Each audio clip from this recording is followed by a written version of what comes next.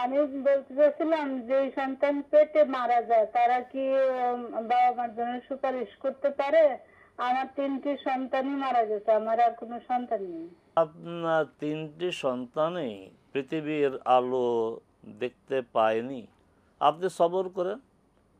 3টি সন্তানই ধারণ করেছিলেন, তারা পৃথিবীতে আসতে পারে নাই। আপনি মা কষ্ট তো করেছেন, সবর করলে আল্লাহ এর প্রতিদান দিবেন। বাকি তারা সুপারিশ করে না করে আল্লাহই ভালো জানেন। রোজা থেকে কি চোখে ড্রপ দেওয়া যায়? সিয়াম রেখে, রোজা রেখে চোখে ড্রপ দেওয়া যাবে, কানে ড্রপ দেওয়া যাবে, রক্তের পরীক্ষা করানো যাবে, কোনো সমস্যা নেই। শুধু এমন ইনজেকশন নেওয়া যাবে না যেটা খাবার বিকল্প। খাবার বিকল্প কোনো ইনজেকশন ছাড়া বাকি চিকিৎসার জন্য যা যা করা আপনার করবেন, মুখে কিছু নেওয়া যাবে না, মুখ দিয়ে না। যেটা পেটে যায় বা শক্তি যোগায় স্টমাকে। শাইখ, ওই যে যে প্রশ্নটা ছিল যে এই সন্তানকে সুপারিশ করতে পারবেন কিনা? আল্লাহ ভালো জানেন। জি, এই দ্বারা সুন্নাতে এই ধরনের কোনো আলোচনা নেই। স্পষ্টভাবে এইভাবে যে এইভাবে এই স্পষ্টভাবে এই কিছু ধরনের নেই। এই ধরনের না। যে প্রশ্নটা আমাদের কাছে এই মুহূর্তে গুরুত্বপূর্ণ, যেটা হচ্ছে অনেকেই জানতে চান যে আসলে আমাদের এই আজানের সময় যে আজানের জবাব দেওয়াটা, এটা কি সকলের জন্যই ওয়াজিব? এটা কি অবস্থায়? অনেকে মানে বিভিন্ন অবস্থান দেখেন, কোন কোন অবস্থায় আসলে এই আজানের জবাবটা? আজানের জবাব দেওয়ার জন্য রাসূল সাল্লাল্লাহু আলাইহি সাল্লাম বলেছেন, কিন্তু এটিকে ওয়াজিব বলা অর্থ হচ্ছে ম্যান্ডেটরি করা, এটা করতে হবে না এমন না।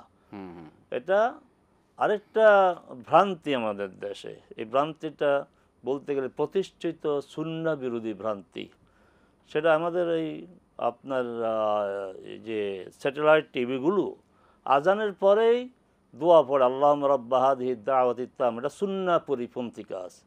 কারণ রাসূল সাল্লাল্লাহু আলাইহি সাল্লাম বলছেন, যখন তোমরা আজান শুনবে, ভালো করে বুঝেন, 3টি কাজ দিয়েছেন রাসূল।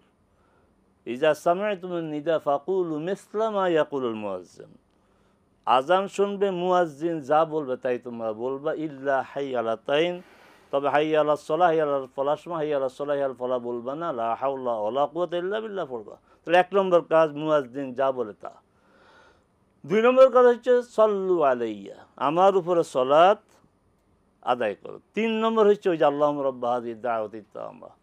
আমরা কি মসজিদে, কি আমাদের যে স্যাটেলাইট টেলিভিশনগুলির আজান সম্প্রচার করে, সব জায়গাতে আজান শেষ আল্লাহুম্মা রাব্বা হাযিহি দাওয়াতিত তাম্মা না, আজান শেষ আল্লাহ, কমপক্ষে আল্লাহুম্মা সাল্লি ওয়া সাল্লিম আলা মুহাম্মাদ আল্লাহুম্মা রাব্বা হাযিহি দাওয়াতিত তাম্মা। এইভাবেই আজান শেষের দোয়াটা করতে হবে। আবারও বলছি, 3টি কাজ, মুয়াজ্জিন যা বলে তা বলবো, দুরূদ পড়বো রাসূলের উপরে, তারপর আল্লাহুম্মা রাব্বা হাযিহি দাওয়াতিত তাম্মা বলবো। চমৎকার।